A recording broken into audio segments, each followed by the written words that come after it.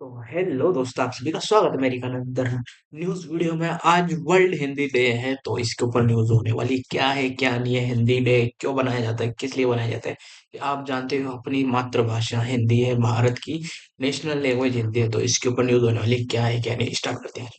आज पूरी दुनिया में विश्व हिंदी दिवस मनाया जा रहा है। एक ऐसी भाषा का उत्सव जो केवल संवाद का माध्यम नहीं, बल्कि संस्कृति, संवेदना और संस्कार की पहचान है। हिंदी जो कभी घर आंगन से निकलकर आज अंतर्राष्ट्रीय मंचों पर अपनी सशक्त उपस्थिति दर्ज करा रही है। आज का दिन केवल भाषा के सम्मान का दिन नहीं, बल्कि यह दिन हिंदी की वैश्विक यात्रा, उसके संघर्ष और उसकी उपलब्धियां और उसके भविष्य की दिशा का पर विचार करने का है। पहली बात तो विश्व हिंदी दिवस क्या है। विश्व हिंदी दिवस हर साल 10 जनवरी को मनाया जाता है। यह दिन वर्ष 1975 में नागपुर में आयोजित प्रथम विश्व हिंदी सम्मेलन की स्मृति में मनाया जाता है। भारत सरकार ने वर्ष 2006 में पहली बार आधिकारिक रूप से विश्व हिंदी दिवस मनाने की शुरुआत की। इसका उद्देश्य हिंदी को वैश्विक मंच पर स्थापित करना, अंतर्राष्ट्रीय स्तर पर हिंदी के प्रयोग को बढ़ावा देना, प्रवासी भारतीयों के बीच हिंदी से जुड़ाव बनाए रखना, हिंदी को रोजगार और तकनीकी की भाषा बनाना। हिंदी एक भाषा नहीं है, एक सभ्यता है। हिंदी केवल शब्दों का समूह नहीं है, हजारों वर्षों को की भारतीय सभ्यता का निचोड़ है। संस्कृत से जन्मी, प्राकृतिक और अपभ्रंश से विकसित और समय के साथ लोक भाषाओं से समृद्ध होती हिंदी आज दुनिया की तीसरी सबसे बड़ी, अधिक बोली जाने वाली भाषा है। करीब 60 करोड़ से अधिक लोग हिंदी को अपनी मातृभाषा, दूसरी भाषा या संपर्क भाषा के रूप में प्रयोग करते हैं। वैश्विक मंच पर हिंदी की मौजूदगी। आज हिंदी केवल भाषा तक सीमित नहीं है। आज हिंदी केवल भारत तक सीमित नहीं है। हिंदी बोलनी और पढ़ाई जाती है America, Britain, Canada, Australia, Fiji, Mauritius, Suriname, Trinidad और टोबेगा, दक्षिण अमेरिका, अफ्रीका और नेपाल, दुनिया के कई प्रतिष्ठित विश्वविद्यालयों में हिंदी एक अकादमिक विषय के रूप में पढ़ाई जा रही है।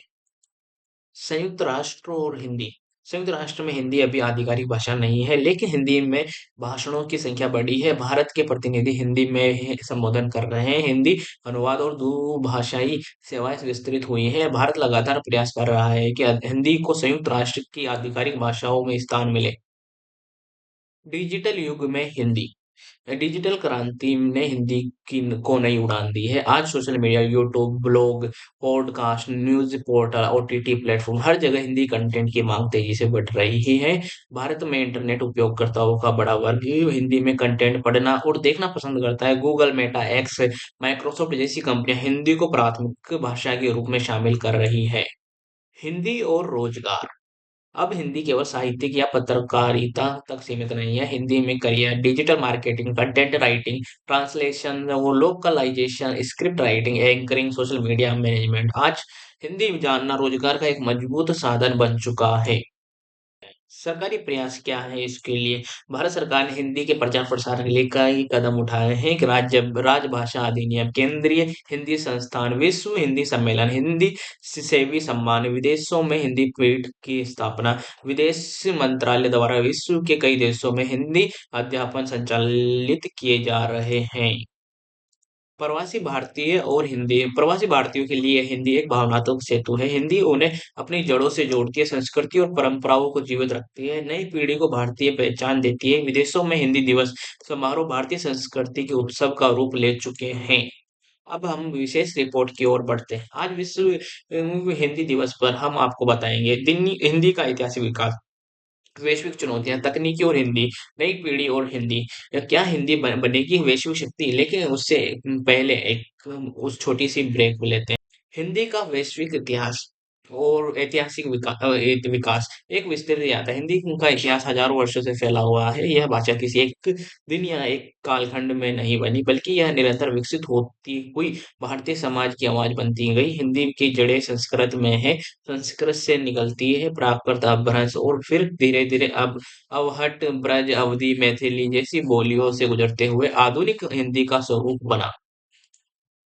आदिकाल में हिंदी वीर रस और भक्ति के बीज बो रही थी। चारण कवियों की वाणी जनमानस को प्रेरित कर रही थी। भक्ति काल में हिंदी जन्म की भाषा बनी। कबीर, तुलसीदास, सूरदास, मीरा इन संत कवियों ने हिंदी को केवल भाषा नहीं बल्कि आध्यात्मिक चेतना का माध्यम बनाया। रामचरितमानस ने हिंदी को घर-घर तक पहुँचाया। रीतिकाल में श्रृंगार सौंदर्य और शास्त्रयात आदि हालांकि यह काल आम जनता से कुछ दूर भी हुआ। आधुनिक काल में हिंदी ने सामाजिक चेतना की भूमिका निभाई। भारतेंदु हरिश्चंद्र, महावीर प्रसाद द्विवेदी, प्रेमचंद, निर्मला, महादेवी वर्मा इन रचनाकारों ने हिंदी को राष्ट्र की आवाज बना दिया। स्वतंत्रता आंदोलन और हिंदी भारतीय स्वतंत्रता आंदोलन में हिंदी ने अहम भूमिका निभाई। महात्मा गांधी ने कहा हिंदी भारत की संपर्क भाषा होनी चाहिए। हिंदी राजन भाषाओं की एक भाषा बनी, अखबारों की भाषा बनी, आंदोलन की आवाज बनी। हिंदी ने देश के कोने कोने को एक सूत्र में बांधा। संविधान और हिंदी के स्वतंत्रता के बाद हिंदी को संवैधानिक दर्जा मिला। भारत के संविधान के अनुसार हिंदी संघ की राजभाषा देवनागरी लिपि। हालांकि भारत की भाषाई विविधता को देखते हुए अन्य भाषाओं का सम्मान भी सुनिश्चित किया गया।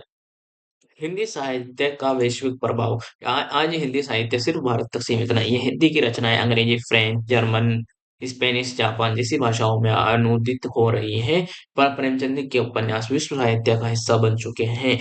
हिंदी पत्रकारिता लोकतंत्र की आवाज। हिंदी पत्रकारिता देश की आम नागरिकों की आवाज है। 19वीं सदी में उदंत मार्तंड से शुरू हुई हिंदी पत्रकारिता आज टीवी, डिजिटल और सोशल मीडिया हर मंच पर प्रभावी है। ग्रामीण भारत की समस्याएं हिंदी पत्रकारिता के माध्यम से राष्ट्रीय विमर्श का हिस्सा बनती हैं।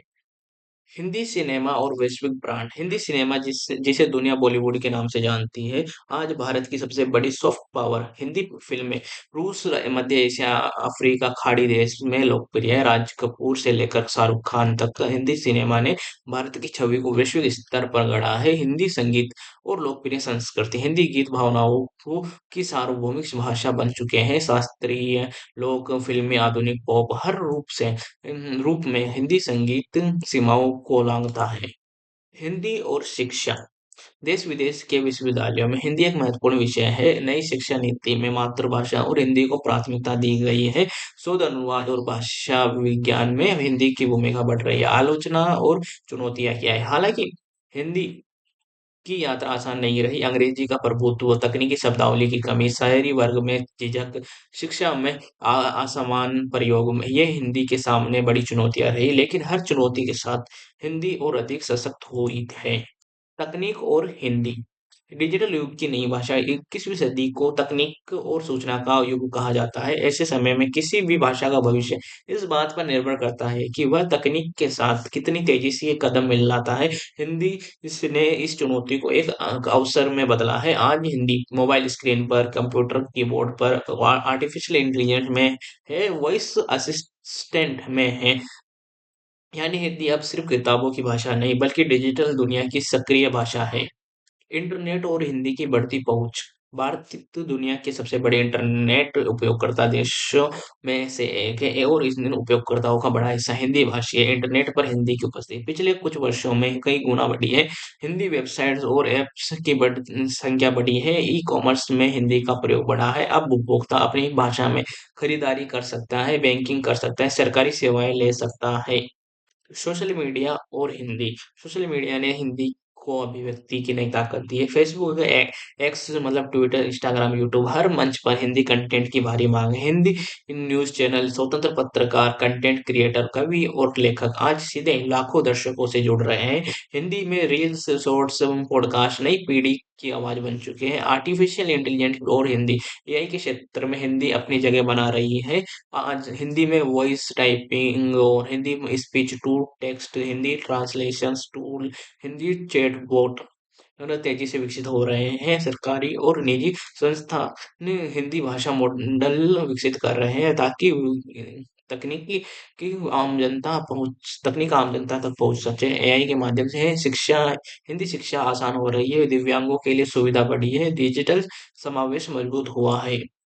ई गवर्नेंस और हिंदी। सरकार की कई डिजिटल सेवाएं अब हिंदी में उपलब्ध है। ऑनलाइन फॉर्म फॉर्म सरकारी पोर्टल, मोबाइल ऐप, जनसंख्या जन सूचना सेवाएं। इससे ग्रामीण भारत जुड़ा है, पारदर्शिता बढ़ी है, लोकतंत्र मजबूत हुआ है।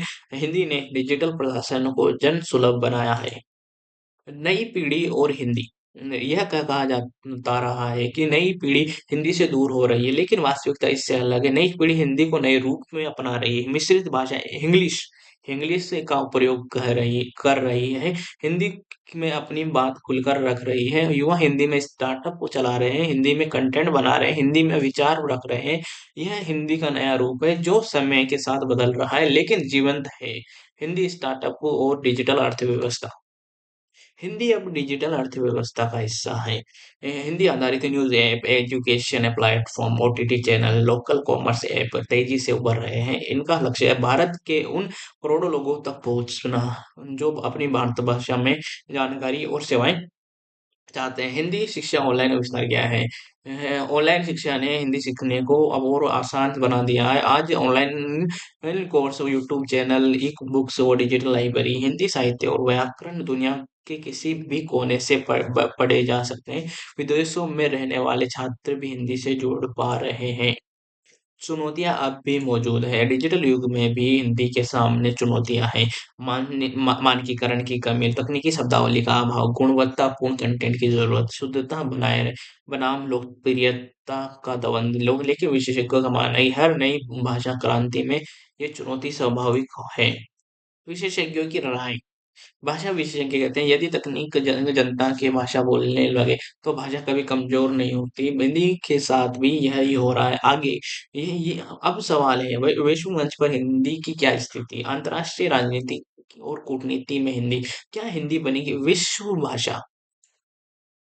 अंतर्राष्ट्रीय मंच पर हिंदी की भूमिका। आज की वैश्विक दुनिया में भाषा केवल संवाद का माध्यम नहीं है, बल्कि कूटनीतिक, संस्कृति और प्रभाव की शक्ति है।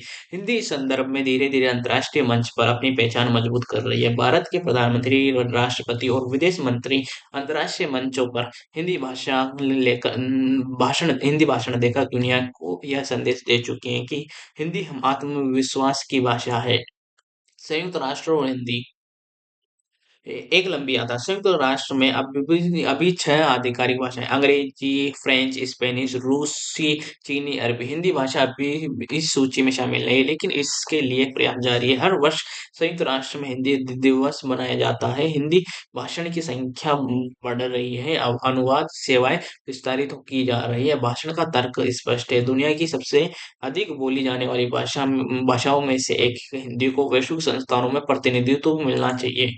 कूटनीति में हिंदी का प्रयोग। भारत की विदेश नीति में अब हिंदी को विशेष स्थान दिया जा रहा है।